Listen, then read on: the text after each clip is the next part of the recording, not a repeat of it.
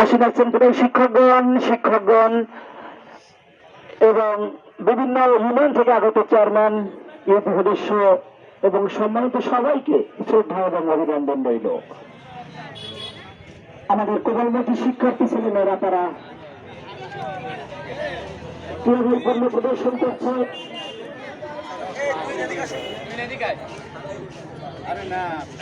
আমরা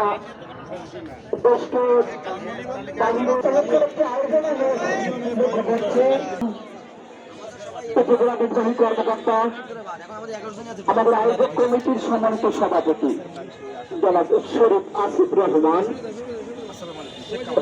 সঙ্গ এবং মাধ্যমিক শিক্ষা কর্মকর্তা, সম্মানিত উপজেলা নির্বাহী অফিসার তাদের মাঝে আসীন হয়েছেন। স্যারকে আমরা বেদিয়াঘাটা বাসীর পক্ষ থেকে স্যারকে অভিনন্দন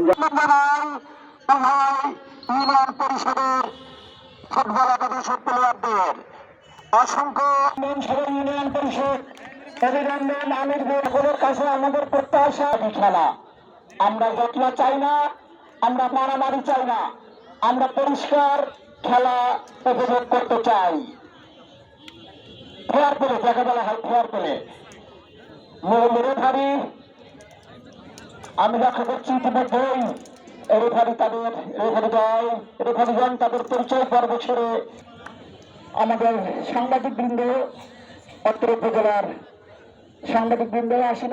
চমৎকার আয়োজন।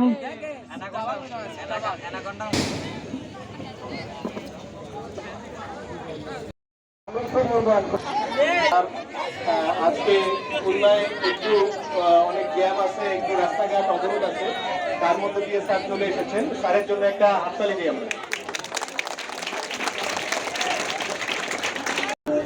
এবং এখানে দাবি আমরা আমাদের ভোটার কাটায় খেলাধুলা করতে তারা যতটা আমাদের একটা খেলাধুলোকে এবং আনুষ্ঠানিক রূপ দেওয়া প্রতিটি কোনোভাবে করে এটা করেছে আওয়ামী লীগ কংগ্রেস এবং বঙ্গবন্ধু সুযোগ এই খাচ্ছে না।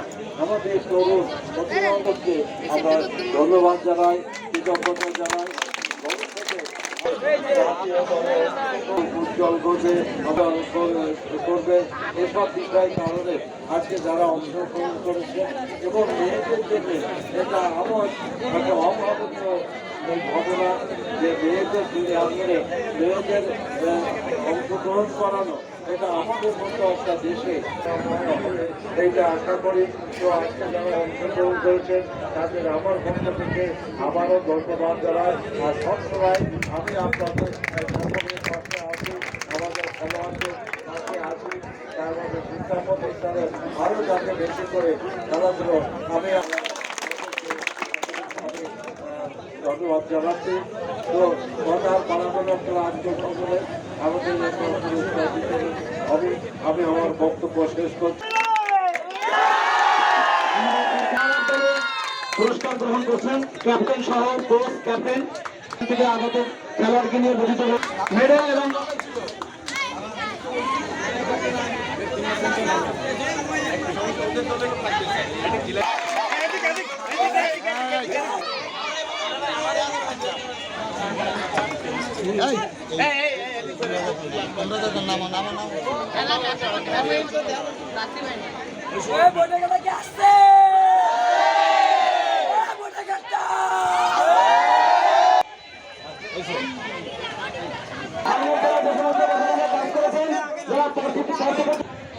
আমরা সবাইকে ধন্যবাদ জানাই।